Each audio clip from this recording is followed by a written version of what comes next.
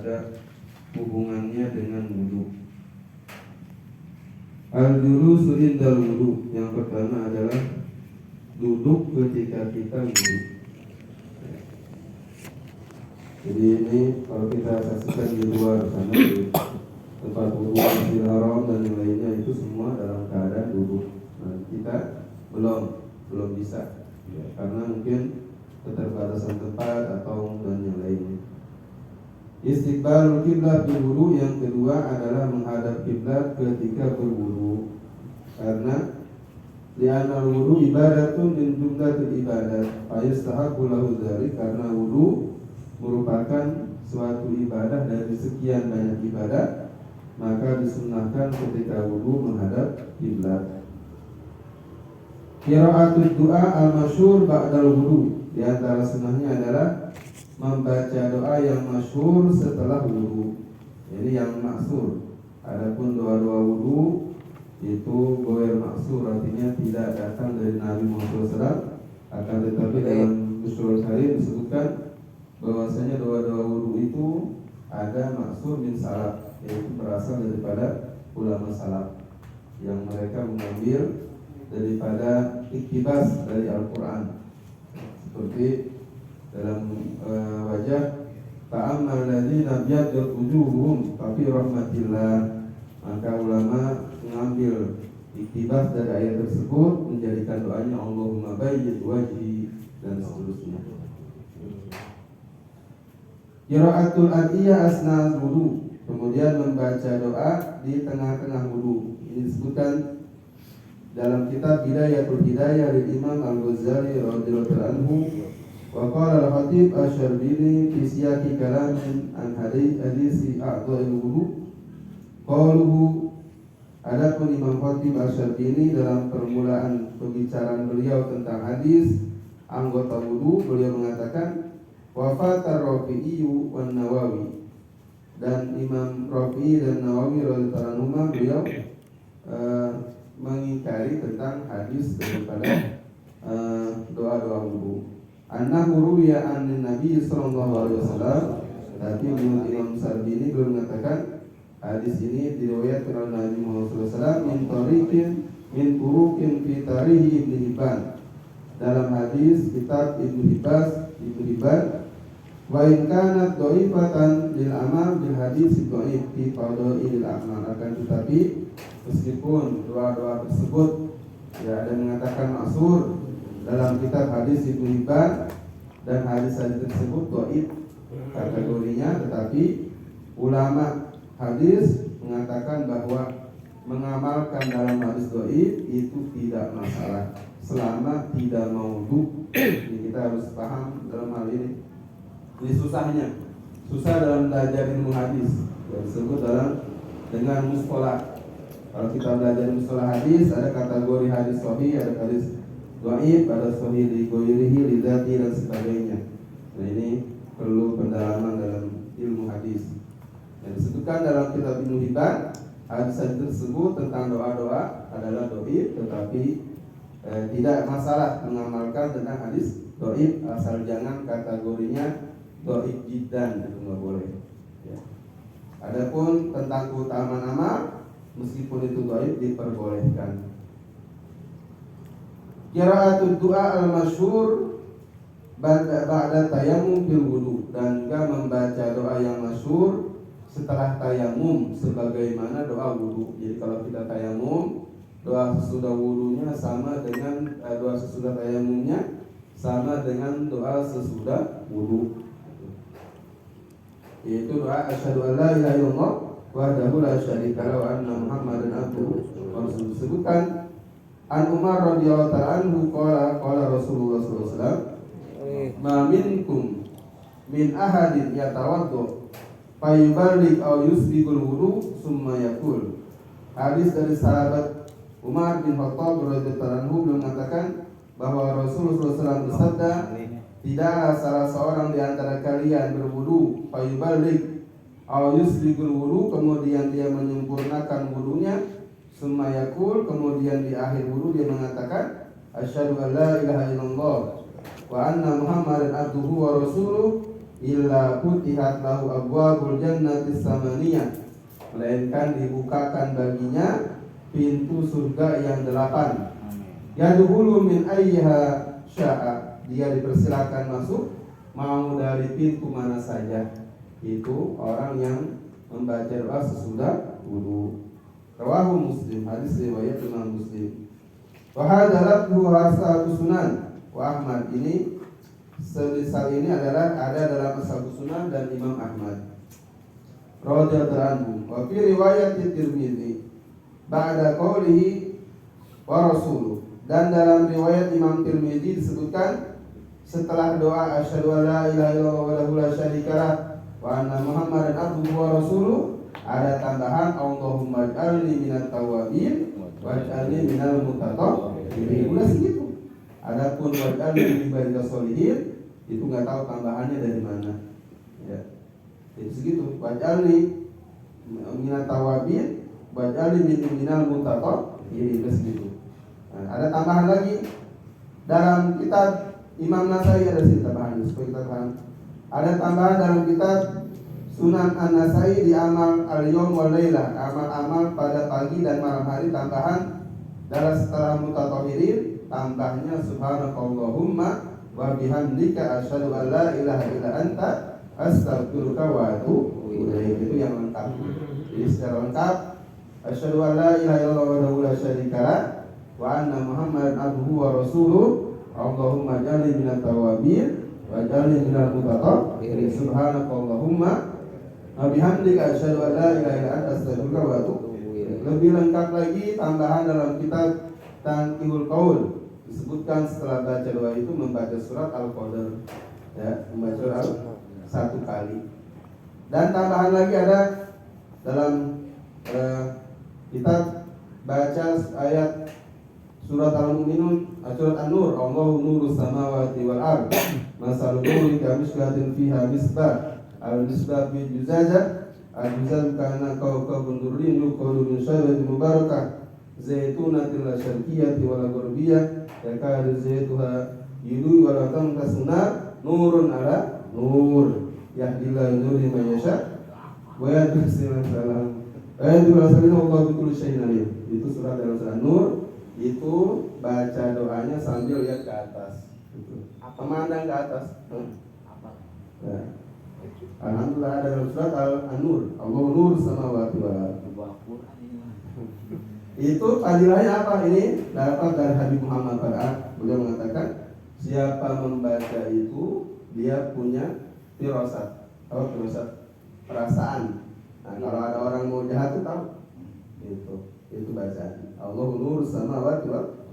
Setelah itu Allahumma, ada bukanya dalam kitab itu, kitab Marfaratul atau dalam kitab Mafatihus Sa'adah tentang doa-doa, atau dalam kitab Maslakul Qorib yang mengarang Habib Thohir bin Husain bin Thohir, itu tentang amalan-amalan atau wirid-wirid sehari semalam. Ada di situ wirid dari bangun tidur sampai tidur. Kalau kita hafal masya Allah. Al-wudu li sholat qabla duhuri waktu. Di antara sunnah wudu adalah melaksanakan wudu sebelum melaksanakan wudu untuk sholat sebelum masuk waktu sholat. Kalau kita kan mau sholat baru wudu kan biasanya gitu. Ini dianjurkan sebelum masuk waktu sholat kita wudu terlebih dahulu. Karena ada dalam kitab Jawahir Duriyah disebutkan orang kalau datang ke masjid nih, disebutkan kalau dia datang sebelum azan itu nanti hari kiamat wajahnya kayak matahari. Kalau datang pas azan, ya, itu mukanya kayak bulan purnama. Kalau datang udah sholat, mukanya kayak bintang. Begitu datang ke masjid, imam udah sholat, maka nanti begitu dibangkitkan mukanya seperti bintang. Adapun kalau datang ke masjid setelah selesai sholat, mukanya kayak lilin gitu lah sekarang ini. Mending itu juga ada sebenarnya. Tapi yang keempat itu tambahan saya, itu bukan hadis ya. Jadi orang bagaimana istilahnya adat kepada Allah Subhanahu wa taala itu maksudnya. Jadi orang kalau datang betul-betul ya dia menghamba kepada Allah, ya istilahnya ada hamba yang berbakti.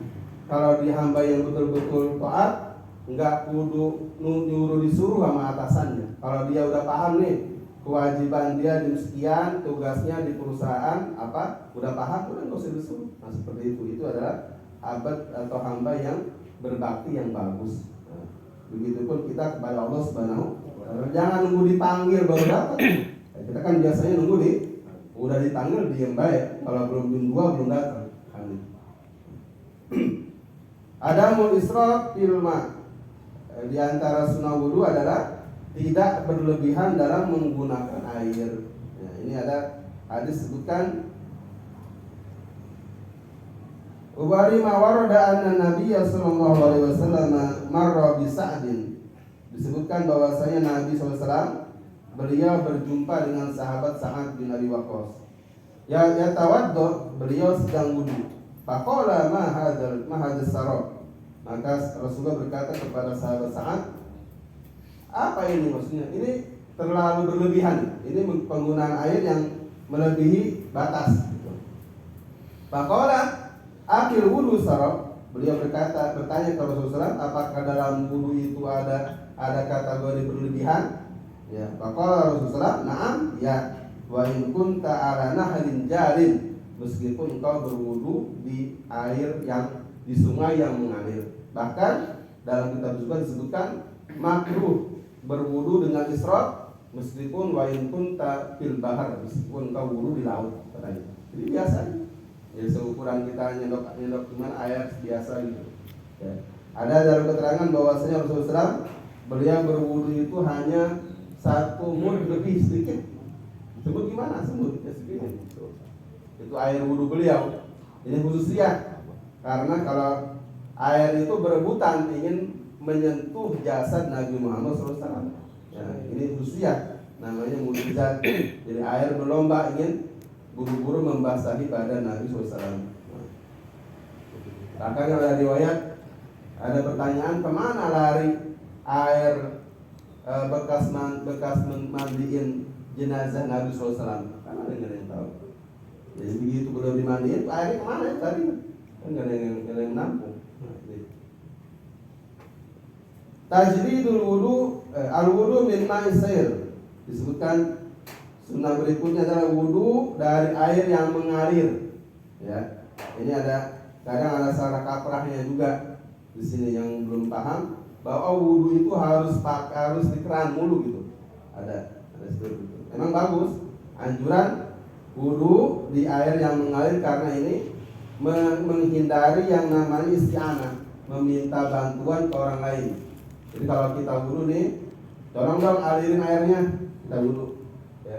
Enggak sakit, enggak apa, maksudnya normal, ya. Itu makruh. Tapi kalau ada uzur karena sakit atau apa gitu, dia pengen wudu, kemudian dialirkan airnya, maka itu ada yang mengatakan wajib. Ya. Tapi kalau nggak ada uzur itu makruh. Nah, dalam kategori sail adalah menghindari isti'anah yang tidak perlu. Ini kategori sombong soalnya, maka dihindari. Maka sunnah wudu di air yang mengalir seperti di keran gitu. Tapi bukan berarti saya nggak mau wudu kalau bukan dari keran. Karena juga artinya selama air yang digunakan wudu itu betul-betul bagus seperti tohir atau air yang di ember, kecipratan atau di kulah. Tajdidul wudu likulli fardin. Yang berikutnya adalah memperbaharui wudu setiap sholat fardu. Nah, ini disebutkan di sini meskipun belum batal. Nah, ini ada riwayat bahwa Nabi pernah melakukan tajdidul wudu, yaitu daripada hadis Buraidah radhiyallahu anhu qala kana Nabi sallallahu alaihi wasallam yatawaddo inda kulli sholat. Bahwasanya beliau itu berwudu setiap kali mau sholat. Pada maka yaumul fath, ketika terjadi yaumul fath, yaitu Fathu Makkah, ya, pembebasan kota Makkah, Tawaddoa wa masaha ala hufai. Beliau berwudu dan mengusap sepatunya. Ini berwudu dengan cara masul hufain sebutnya. Wa sholat sholawat, dan beliau sholat dengan biwuduin wahid, dengan satu wudu. Jadi begitu terjadi Fatu Mekah, Nabi sholat beberapa sholat dengan satu wudu. Faqala lahu Umar radhiyallahu ta'ala anhu, maka berkata sahabat Umar kepada Nabi SAW, ya Rasulullah, innaka fa'alta syai'an lamma takun taf'alu, bahwasanya engkau melakukan suatu perkara yang belum pernah sama sekali kau lakukan. Faqala amdan fa'altuhu ya Umar. Rasul mengatakan, aku sengaja melakukan itu wahai Umar. Jadi Rasulullah SAW beliau melakukan sholat dengan satu kali wudu, ya, itu sengaja beliau lakukan. Maka sahabat Umar mengatakan, engkau melakukan suatu perbuatan yang belum pernah kau lakukan, artinya sholat satu wudu untuk berbagai macam sholat. Maka dalam hal ini Rasul mengatakan amdan, sengaja, artinya supaya umat ini tahu bahwa kalau wudu belum batal itu bisa untuk berbagai macam sholat. Bahkan kalau kita sholat subuh nih belum batal sampai malam, udah langsung sholat gak apa-apa. Itu namanya melaksanakan berbagai macam sholat dengan satu wudu, boleh, gak apa-apa, yang penting belum batal. Maka dalam hal tajdid ini bagaimana? Nah, tajdid kita harus paham, sebab dalam kategori niat wudu ada bahasanya itu ada 8 masalah. Hakikatun, hukmun, wa mahalun wa zaman, kaifiyatun syartun wa maqsudun hasan. Ada dalam bahasa ini tahap hukul muqtado, dalam bahasa niat. Kita harus jelas, kita ini niat wudu ini apa? Apa niat wudu dari awal, apa tajdid? Nah, kalau emang awalnya nih batal, ya karena bersentuhan kulit dengan istri atau buang air dan sebagainya batal, berarti kita wudunya batal. Wudu awal, wudu parokul hadas, menghilangkan hadas karena awalnya kita tidak punya wudu. Atau kalau kita setelah ngaji nih, ya majelis belum batal wudunya, nah, kita wudu lagi. Nah, ini wudu yang kedua apa nih sifatnya? Apa sifatnya? Tajdid apa baru wudunya? Nah, wudunya berarti tajdid karena kita yang sekarang ini belum batal. Kalau langsung sholat boleh nggak? Boleh, nggak apa-apa. Tapi kalau kita mau wudu lagi, ya kita ragu nih. Saya tadi waktu ngaji, kira-kira wudunya batal nggak ya? Karena saya tidurnya nggak nyenyak, misalkan tidur ragu. Terus waktu tidur, kira-kira pinggul saya keangkat atau enggak? Ragu. Udah batalin aja. Macam-macam batalinnya. Gimana batalinnya? Udah buang air kek, atau pegang anunya kek. Asal jangan pegang punya orang aja. Itu tata cara untuk tahap hukul muqtado, betul-betul bahwa wudu kita ini mantap seperti caranya. Ya, jangan asal wudu. Kita kan ada yang belum paham juga, ngajar lama dari pagi sampai jam 10 belum batal padahal mah, tapi dia wudu. Nah, wudunya apa itu? Wudunya apa wudu tajdid apa bukan? Kalau emang wudu tajdid berarti hukumnya apa tajdid? Hukumnya sunnah. Kalau wudu baru, wudu karena hadas, berarti yang tadi itu batal, berarti wudunya wajib kalau yang itu. Tahu nggak perbedaannya? Ya, insyaallah. Yang terakhir, al wudu min akli lahmil jazur. Yang terakhir adalah wudu karena sebab memakan daging onta. Ya, ini ada hadis dalam Ushul Karim, ada keterangannya dari sahabat Muslim. Maka ini alhamdulillah di kita nggak ada ontanya. Ya, kalau ada sunnah setiap habis makan daging onta, sunnah wudu. Wallahu alam apa itu sebabnya. Ya, ini karena ini dilakukan oleh Rasulullah SAW, maka sahabat pun melihat dan melakukannya. Jadi aklu lahmin jazur, makan daripada daging onta. Jadi kalau kita makan daging onta, setelahnya wudu. Ittiba'an din Nabi sallallahu alaihi wasallam, semata-mata mengikuti Nabi Muhammad SAW. Masih banyak di sini, ada 20 lebih karena waktunya udah Malam waktunya biasanya jam 9 belum ini, tapi karena udah cukup ya, kategori ini melebihi jaki, biasa jaki cuma 10 menit dan 15 lebih. Ya, mudah-mudahan apa yang disampaikan dari sunnah-sunnah wudhu ini ya semakin memahami, semakin mengerti bahwasanya banyak dalam perkara wudhu yang disunahkan kita amalin semata-mata untuk mengikat diri dengan Nabi Muhammad SAW melalui sunnah-sunnahnya. Amin ya rabbal alamin. Assalamualaikum warahmatullahi wabarakatuh.